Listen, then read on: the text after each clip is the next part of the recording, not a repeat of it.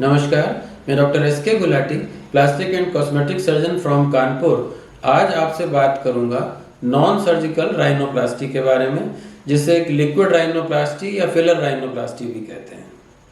नाक, जैसा कि आप जानते हैं, हमारे चेहरे के बिल्कुल सेंटर में होती है और इसमें किए गए छोटे छोटे चेंजेस भी आपकी अपीयरेंस में काफ़ी ज़्यादा चेंज या परिवर्तन ला देते हैं। तो बेसिकली लिक्विड राइनोप्लास्टी या नॉन सर्जिकल राइनोप्लास्टी क्या होती है? इसमें एक फिलर के इंजेक्शन को स्किन के नीचे, नाक की स्किन के नीचे डाला जाता है, जहाँ पे हम चाहते हैं उस जगह डाला जाता है, और उस जगह की जो कमी होती है वो उसमें उभार आ जाता है, वो ऊंची हो जाती है और डिफॉर्मिटी करेक्ट हो जाती है। आइए अब एक एग्जाम्पल देख लेते हैं। इस लेडी की नाक साइड व्यू में लेडी को लगता है कि थोड़ी सी दबी हुई थी और वो इसकी ये डॉर्सल लाइन स्ट्रेट चाहती थी।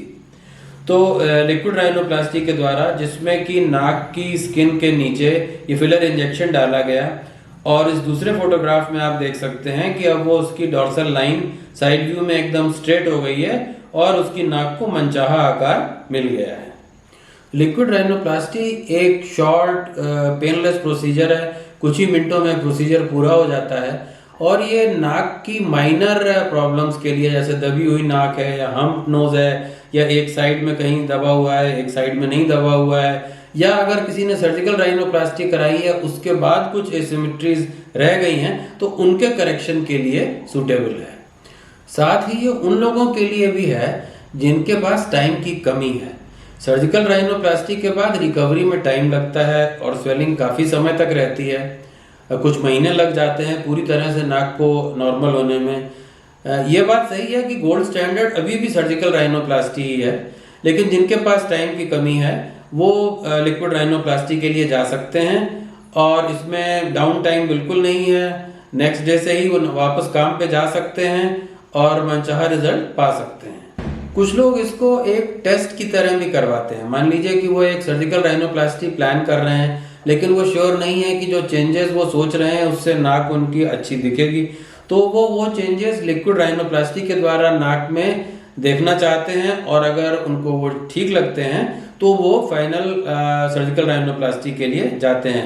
तो it is something like a test drive. जैसे आप कार की टेस्ट ड्राइव करते हैं देखने के लिए, उसी तरह वो टेस्ट ड्राइव की तरह एक लिक्विड राइनोप्लास्टी करा लेते हैं, then they decide about the surgical rhinoplasty. Liquid rhinoplasty के साथ प्रॉब्लम यह है कि ये एक टेम्परेरी प्रोसीजर है।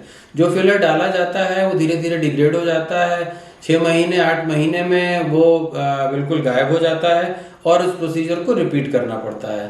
तो कुछ लोगों के लिए ठीक है, वो लोग करा लेते हैं, और जिनको ये बार बार कराना ठीक नहीं लगता वो सर्जिकल राइनोप्लास्टी के लिए जाते हैं। यहाँ एक इम्पॉर्टेंट बात यह है कि ये प्रोसीजर सिंपल है, और लेकिन फिर भी ये क्वालिफाइड लोगों से ही करवाना चाहिए। सिंपल होने की वजह से कुछ नॉन क्वालिफाइड लोग भी ये प्रोसीजर करने लगते हैं, लेकिन उनको नाक की एनाटॉमी की पूरी जानकारी नहीं होती। ऐसे में कॉम्प्लिकेशंस का रिस्क बढ़ जाता है।